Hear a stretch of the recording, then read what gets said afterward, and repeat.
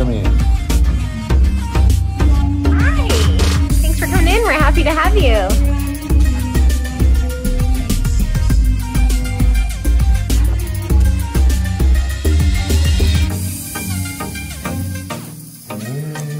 Action!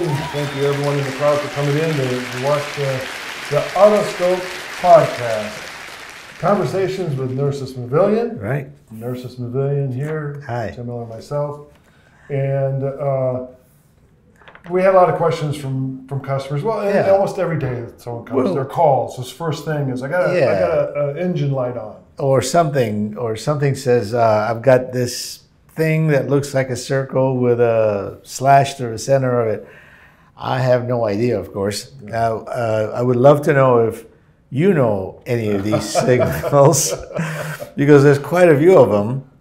So many different versions of warning lights. It can be very daunting for the average driver or consumer that if any one of those lights pops up on your dash, and that's a good reason why you should have Autoscope in your speed dial. There you go. To have it on your phone, so as soon as that light pops up, you can FaceTime Nerces, and you can hold it up, and you can see the check engine light or what have you. Okay, but FaceTiming is kind of a stretch. But it's wonderful if you have obviously you have a camera on your phone. Just take a photo of it, send it to us, email. Yeah. We'd love to know what happened. And now, there's so many of these, and depending on the cars you drive, they all mean different things, of course. As a rule of thumb, however, there's green, as you see, yellow, amber, and then red. Rule of thumb, green, you could probably get away with a little bit until next visit. The yellow and amber, there's a warning, come on in a few days. Red ones, you pretty much have to come in right away. So it's a good rule of thumb. That's the reason why they put kind of a check engine light. If it's a amber, you've got a misfire, you got something going on, make an appointment to come in.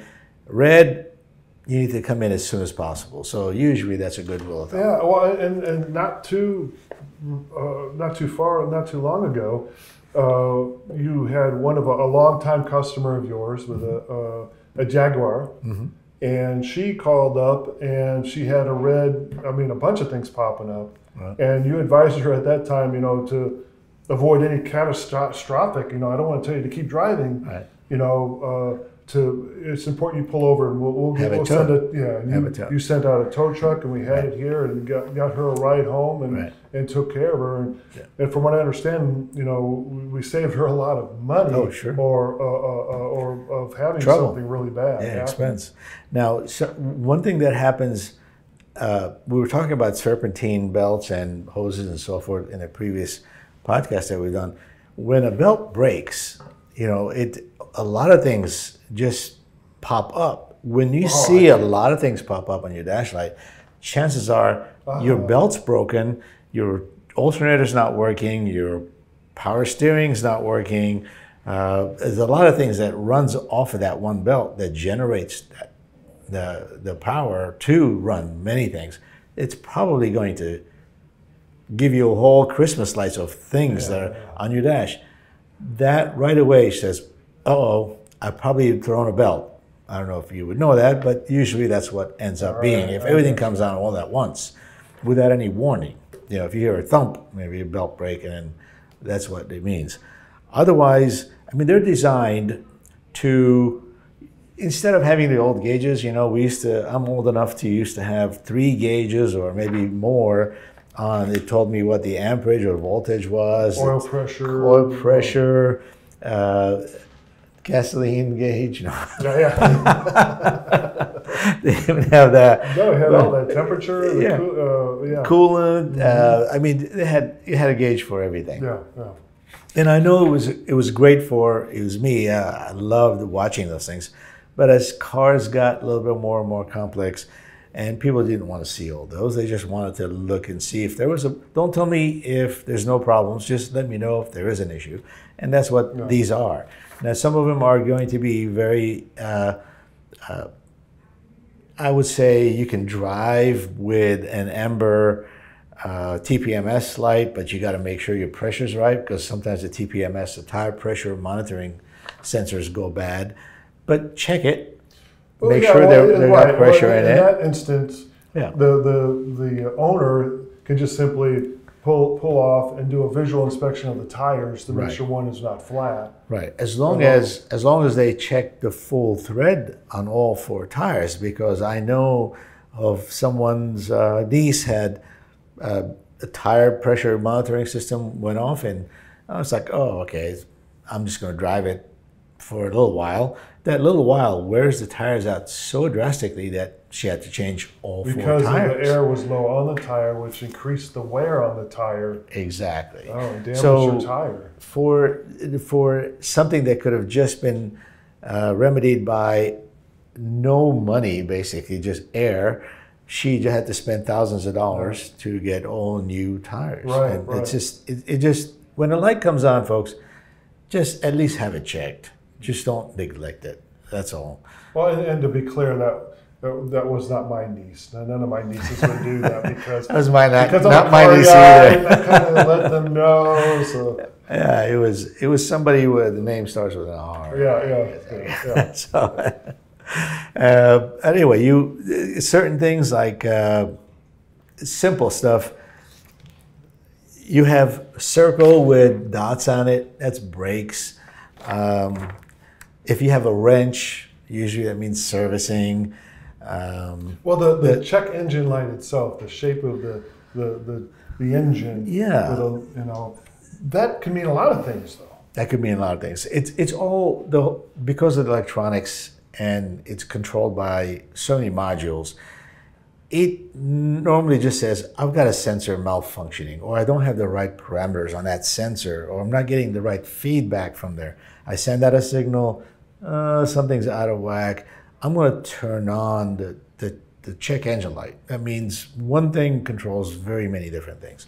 So when that comes on, the best thing to do is to at least take a photo of it, send it to us, or send it to your mechanic and say, what does this look like? Don't neglect it. If it's a battery light, if it's red, you have problems. You probably are not going to make it too far before your battery dies because your alternator is probably not charging well enough, right? Those are very, very crucial points. The temperature, the overheating, could be costly. Your engine could be damaged.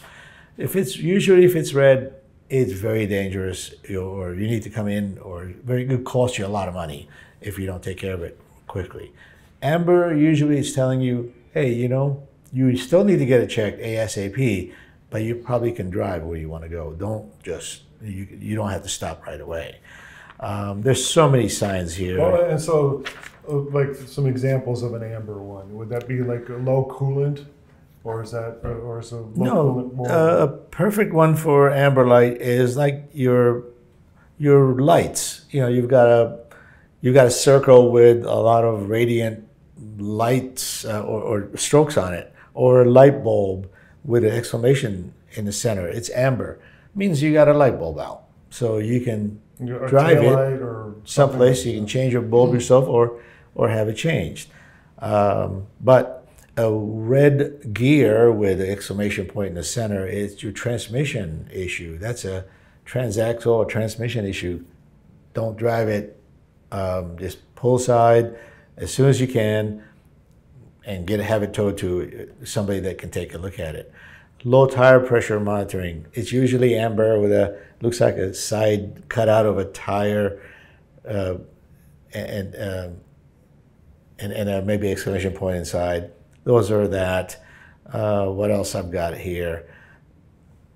It looks like seat belt issues. Like your passengers. Coolant. Coolant could be amber. It looks like a little water in a circle. Those are all, again, rule of thumb, don't neglect it. Yellow or amber, you can probably drive it to as soon as you can get in. Red, come on in as soon as possible, or at least pull aside someplace safe and take a photo and at least send it to see what the issue is, and somebody will be able to tell you to have it towed in. Or yeah, that's a great idea, especially with cameras, just to take a picture of your dash and, right. and send it to us. Right. I like the green one here that for your blinker fluid is low. Only your car has that. Yeah, blinker fluid. Yeah. Well, one thing, as myself as a car guy, of course, I don't know, maybe to your chagrin, that I have one of those little OBD things that I can plug into my car, so then I can code checker. Yeah, so I can check my codes and it'll tell me what is happening there. That could be sent over to you as well. But the thing is, you guys are going to do all that anyway. Yeah, I'd rather you not. You can do it for your own benefit. It doesn't do us any good because those sensors or those readers are only very, very shallow. They don't go very deep. Right. So just because something upstream is causing a problem downstream, they may only take you one step in. A great example of that is an oxygen sensor. The parts houses sell so many oxygen sensors to people that after replacing them, it doesn't cure anything because oxygen sensor actually monitors what's going upstream. And if it has a window, and if it's outside that window, the exhaust fuel ratio, it says, I can't figure this out. If it's rich or lean, I'm just going to turn on the light. Well, it's an oxygen sensor that's telling it. So when you plug that in, it says oxygen sensor signal. Oh, so people replace oxygen sensors. The oxygen sensor was perfectly fine. They just changed it, and the same problem upstream exists. It didn't resolve the problem. It doesn't resolve anything. So that's why those could be misleading. So you would look at it and you would see that it's saying an oxygen sensor is having a problem, but you determine why that is happening. Exactly. And correct that problem, because if you replace a sensor, it doesn't matter. It's still going to have that same problem. Exactly. We have to run what they call test plans. So we literally hook up the car to like a BMW or Mercedes or a computer, the same thing, the same one that dealers use, and we run through the test plan. So it says, okay, I'm going to run this, I'm going to test this, I'm going to test all these things, and then come up with the reason why that's failing, as opposed to taking the first thing that you come to, and that's what the readers do, and then condemn that piece. So it's very important to have the whole system checked through. It's almost like saying, if you want to solve a problem, ask why 5 times. Don't come to the first why and stop there, right? Why did this go bad? Well, because this failed. Well, why did this fail? It's because this. Why did this? So forth, so on. You usually come up, within 5 times, usually come up with a problem. Well, that seems pretty thorough and a good route to follow. All right, so from my understanding with the dashboard warning lights, a good thing for our customers is that if you do see one, a good thing is just take a photograph of it, and you can text us or email us that, or you simply describe it, give us a call, and we can help advise you, whether to pull off the side of the road, or you have some time, or at that time schedule for them to come in.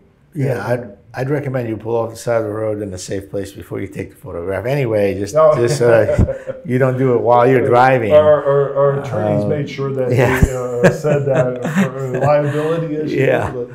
Yeah, definitely. It's the easiest way for us to find out what the problem is. At least it gives us an idea of what area of the issue that you're having with, and whether to tell you, hey, you can come on in, you can just drive in, or stop where you are, and let's tow the vehicle in if it's necessary.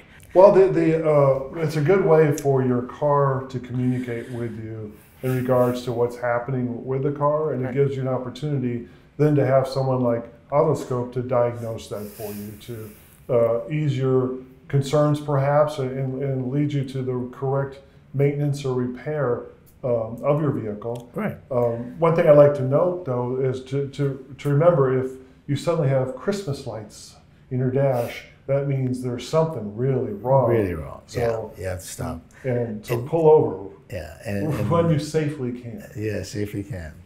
We take a look at these lights as okay, there is an issue. Even the best of technicians, when that light comes on, they have to do the testing. There's no way of knowing what the issue is without running some tests. So when that light comes on, it says, come on in, let's run some tests, just like a doctor would, to run some tests to see what the issue is. Maybe take blood samples and, same analogy, but that's what we have to do. They're there because we don't have any gauges, and Yeah, maybe that's a thing in the future that we invent. That you just plug it right here, and there's a gauge on you, and you plug into the car. Yeah, and then you can go to the tells doctor, you, plug it in, and eat. All right, we could probably cut all that. Eat more bananas or eat more fruit. It tells you right there. Anyway, thank you. If you like us, please give us a thumbs up, and we'll see you next time.